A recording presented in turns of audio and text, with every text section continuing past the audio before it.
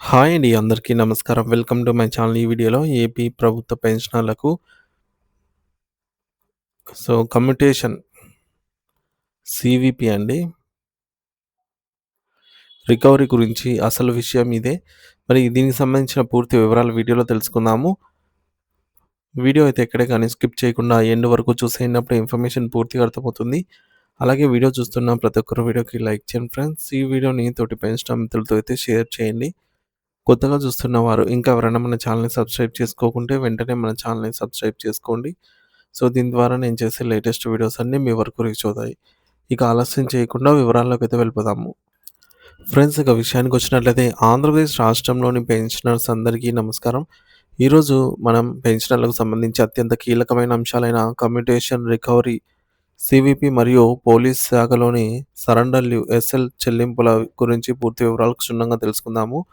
ఈ సమాచారాన్ని చివరి వరకు చూడండి ఫ్రెండ్స్. ఎందుకంటే ప్రస్తుతం సోషల్ మీడియాలో జరుగుతున్న తప్పుడు ప్రచారాల పట్ల మీరు అప్రమత్తంగా ఉండటం చాలా అవసరం. మొదటగా పోలీస్ డిపార్ట్మెంట్ రిటైర్డ్ ఉద్యోగులకు సంబంధించి సరెండర్ లీవ్ విషయానికొస్తే గత కొంతకాలంగా పెండింగ్‌లో ఉన్న ఈ బకాయిలను త్వరలోనే విడుదల చేస్తామని గౌరవ ముఖ్యమంత్రి గారు స్వయంగా హామీ ఇచ్చారు. దీనికి అనుగుణంగానే కొంతమంది పెన్షన్ మిత్రులు తమకు ఎస్ఎల్స్ నగదు క్రెడిట్ అయినట్టు కామెంట్ సెక్షన్‌లో తెలియజేస్తున్నారు. అయితే ఇది అందరికీ ఒకేసారి జరిగిందా లేదా అనేది ఇంకా అధికారికంగా పూర్తి స్థాయిలో ధృవీకరించాల్సి ఉంది.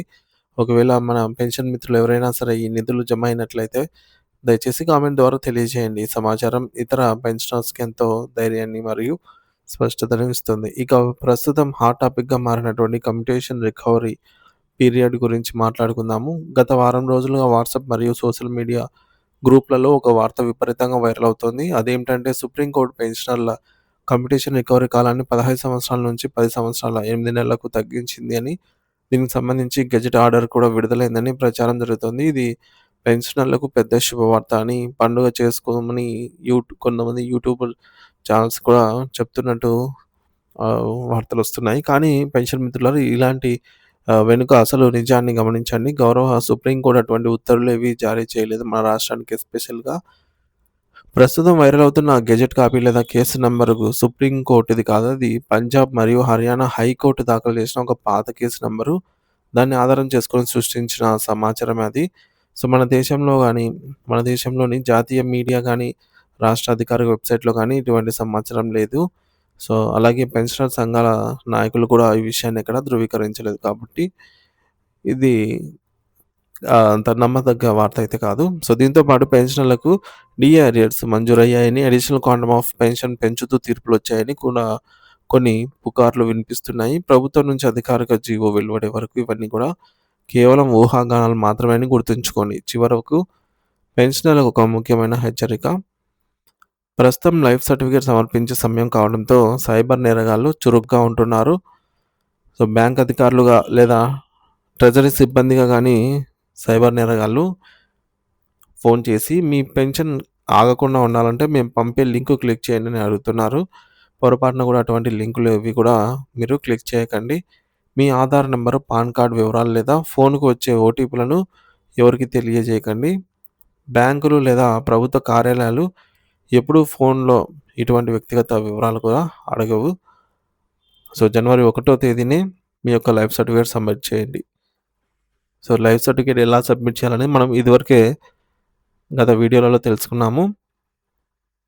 క్షుణ్ణంగా చెప్పాలి అంటే లైఫ్ సర్టిఫికేట్ అనేది మనము మన యొక్క ట్రెజరీ ఆఫీసుల దగ్గర గానీ, లేదంటే ఇంట్లో మొబైల్ ఫోన్‌లో, ఆండ్రాయిడ్ ఫోన్‌లో జీవన్ ప్రమాణ్ యాప్ ద్వారా గానీ సబ్మిట్ చేయవచ్చు. లేదంటే బయట నెట్ సెంటర్, మీ సేవలలో కూడా డిజిటల్ లైఫ్ సర్టిఫికేట్, బ్యాంక్‌లో గానీ, కొన్ని పెన్షనర్ సంఘాలలో కూడా లైఫ్ సర్టిఫికేట్ అయితే ఉచితంగానే సబ్మిట్ చేసే వారైతే సహాయం చేస్తున్నారు.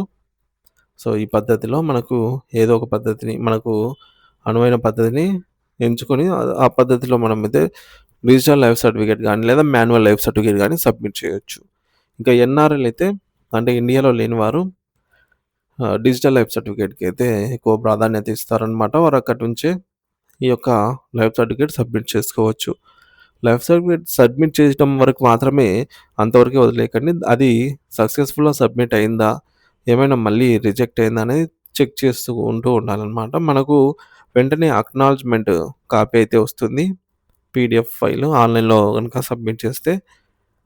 సో, దాన్ని సేవ్ చేసి భద్రపరుచుకోవాలి. మనకదే ఆధారం అనమాట లైఫ్ సర్టిఫికేట్ సబ్మిట్ చేసినట్లు. సో, దాన్ని భద్రంగా ఉంచుకోవాలి. మళ్ళీ ఎప్పుడైనా లైఫ్ సర్టిఫికేట్ సబ్మిట్ చేశారా లేదా అంటే అది మనం చూపిస్తే సరిపోతుంది. సో, లైఫ్ సర్టిఫికేట్ ఎంత ముఖ్యమో మనందరికీ తెలిసిందే. ఫిబ్రవరి తర్వాత నెల నుంచి మనకు పెన్షన్ రావాలంటే ఖచ్చితంగా లైఫ్ సర్టిఫికేట్ సక్సెస్‌ఫుల్‌గా సబ్మిట్ అయి ఉన్న వారికి మాత్రమే పెన్షన్ అనేది అందుతుంది. లేని వారికి పెన్షన్ అందదు. అలాగే లాస్ట్ ఇయరు చాలామంది ఆహ్, వారి వారి యొక్క పేరెంట్స్ కావచ్చు, లేదా గ్రాండ్ పేరెంట్స్ కావచ్చు, ఐరిష్ గానీ, ఫింగర్ ప్రింట్ గానీ పట్టం లేదు.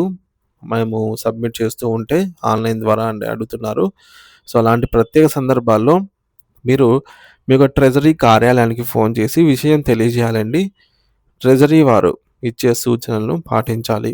మోస్ట్‌లీ వెరిఫికేషన్‌కి వారే రావచ్చు. ఎందుకంటే నడవలేని స్థితిలో ఉన్న వారికి ఆహ్, ట్రెజరీ ఆఫీస్ దగ్గరికి వెళ్ళలేని వారికి ఈ విధంగా కొన్ని ప్రత్యేక సదుపాయాలు గూడా ఉంటాయన్నమాట.